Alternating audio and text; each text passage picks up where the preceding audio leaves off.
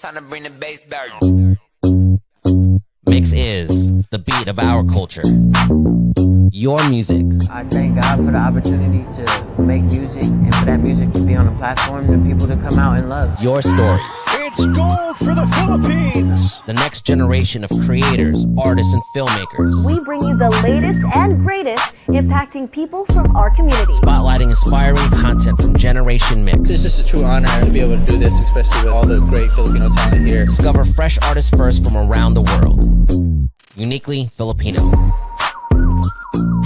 Step back three. He has got that. Mix is the beat of our culture.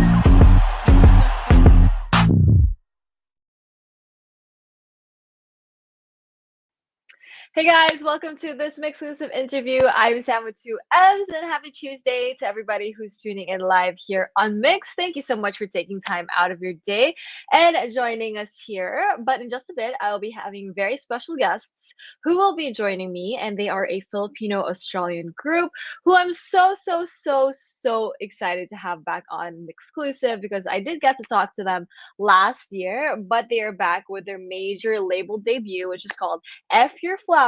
Very interesting, so I can't wait to talk more about that. And it is released under Warner Music Philippines, so I'm really excited to get to know more about this release and also how they've been since the last time I got to talk to them. So everyone, please welcome back to MYXclusive H3rizon. Hi. Hi girls, welcome to MYXclusive. Before anything else, I'll just have everybody introduce themselves to everybody who's tuning in and also say hey to everybody who's watching. Hi, I'm Tiara. I'm Bernie. And I'm Gabby. And we're H3rizon. I love it. I love this. I love this energy. Thank you so much for joining us. I know you're calling us all the way from Australia, not too far actually from the Philippines. That's we're on the same side of the world technically, if you think about it. So how have you girls been? I know it's been a minute since you were on MYXclusive, but how have you girls been? Good. Really good. We've been up to a lot of things, and the most recent one is releasing our very first single of our new debut album. So we're really excited to talk about it here. That sounds so exciting. Obviously, I can imagine there's a lot of things going on for you girls, like music-wise, just preparing for the debut album, loving these like drops, this energy. I love it. But aside from music too, what have you girls been up to? Like, do you have a lot of time outside of music? Like, what else have you been up to these days? Yeah, it's been kind of full on. We're really just absorbing everything, all our training, like our dance training, our heels training, personal training. Yeah, personal training as well, getting our health and fitness up, on the grind, really. Yeah, we're really on the grind. It's all just boom, boom, boom. Yeah, we've also had the privilege of going to a lot of events, like for our fellow local artists. We've been supporting our local artists' music and also going to these amazing premieres for all these amazing shows like Game of Thrones, House of the Dragon, Elvis, Jagged Little Pill musical, and now we have like another one tomorrow. Another one tomorrow. Yeah, so it's been so amazing going to all these events and absorbing all of these different kinds of performing art. So as artists, it's really amazing to experience. Oh, that's so exciting. I mean, I was just watching our past interview from last year, which was like almost a year ago. And we were all talking about lockdown. And now you're like going to all of these events, which is so crazy how so much can change in a year, the span of a year. And there's a lot I want to unpack in that, like, what you guys were talking about. First of all, heels training, which I feel like I don't hear that often. So what goes on with like heels training? I mean, I can imagine as like performers too. That's definitely something that you really do have to practice. So like, how does that work? Like, what happens during that? I think it's just learning how to just walk and dance in heels because it's like a whole new, another level. Just being able to live and breathe in heels. We're in heels almost like every day and at events. Oh my god. And even performances, music videos and things like that. So it's we have to learn how to be comfortable in them for a long period of time. Yeah, For sure. I mean, to walk in heels is already difficult in itself to everybody, especially like people who've never worn heels in their life. Walking alone is already like really difficult. So imagine these girls performing in them to like dancing, choreography. It's a whole different level. So we obviously respect the grind and all of that. But also events. I mean, that's very exciting for you girls. How does it feel like finally being out there and being able to connect with many different kinds of artists from many different kinds of, fields of art too? Well, I feel like it really shows us how much we missed out on during lockdown because, like, no one can hold any events during lockdown. But like now that restrictions are lifted, so many people want to hold these events, and so many people want to connect. Everyone wants the same thing as us, and it feels finally like so good to be You're able to have slowly- that social interaction. Slowly getting back to normal. Yeah. So That's so true. I mean, I definitely feel the same way with events, coming back. Like at first it's a little bit like surreal because you're kind of like, do I still remember how to socialize? But after a while, you're kind of like, okay, I got this. I got this. Like, do you girls also feel that kind of way too? Oh, For sure. yeah. I feel like, especially because we're so used to socializing with just each other, when we go to these events, we're kind of like the awkward kids that sit in the corner. We're like scared to we're like just admiring other people from afar. We're like, we should probably just go and introduce ourselves. And we're trying to think of like, okay, let's ask these questions. Do you remember these? Let's start this conversation like this. Like, Or like when they're looking at us from afar, we're like, okay, they're looking at us. Pretend you're saying, "Oh, it's so funny!" Like we're having fun. Yeah. Oh my god, but you girls are lucky. There's 3 of you. Imagine if like you were just one going to an event. You'd be like, oh my god, like what's happening? yeah. But at least you have each other, which is also really great. Getting back out there. We can all relate to that. Learning how to re-socialize, I feel like, is difficult, but obviously something that you just kind of have to get over to, and then everything is fine from there. So I'm happy that you girls are, getting back out there, going to events and doing all of these things. Also really great for your music, which is also really doing amazing, growing a lot over the internet too, especially, on TikTok. You guys have massive following on TikTok too, like 2 million like followers, which is so crazy. I don't even know like 2 million plus people personally in my life. So how does it feel like with the TikTok growth and just seeing how people are really able to, relate to the TikToks and the content that you guys create on social media? Oh my gosh.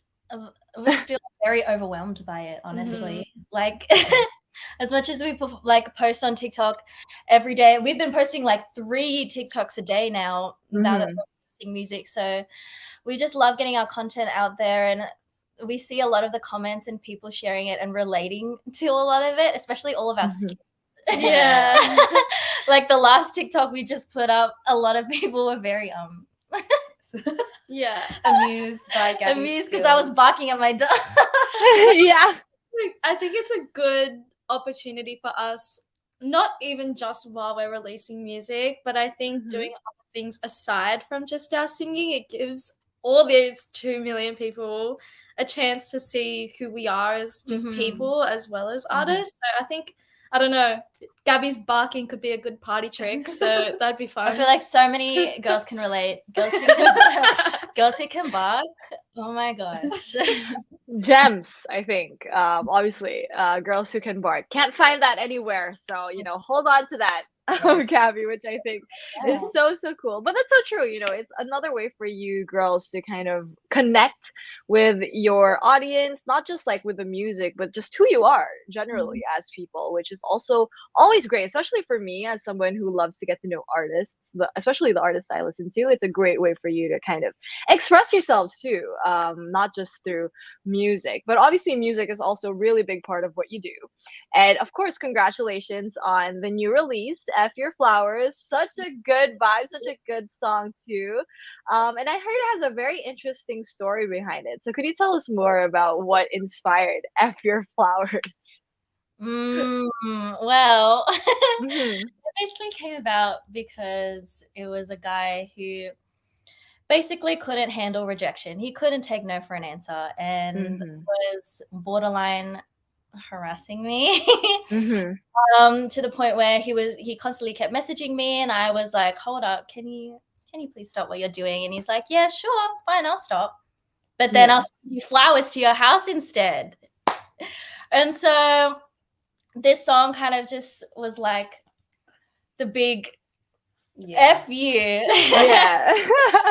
Being too nice at the beginning, and now I'm just gonna say, you know what, F your flowers. Like, and so many people can relate. We felt like it's such an empowering song for people who, you know, want to stand up for themselves and don't want to be, you know, objectified and don't want to have to like, receive all these things. But we don't want that. That's not what we're here for.